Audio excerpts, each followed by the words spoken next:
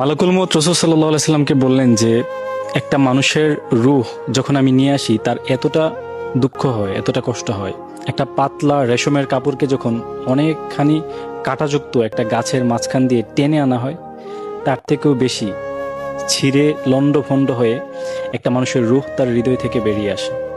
রাসূল সাল্লাল্লাহু আলাইহি সাল্লাম বিচলিত হলেন, কান্না মাখা সুরে বললেন যে, হ্যাঁ মালাকুল মউত, তুমি কি পারবা আমার উম্মতের সমস্ত দুঃখ, সমস্ত মৃত্যু যন্ত্রণা আমাকে দিয়ে তাদেরকে যেন আরামের মৃত্যু দেওয়া হয়?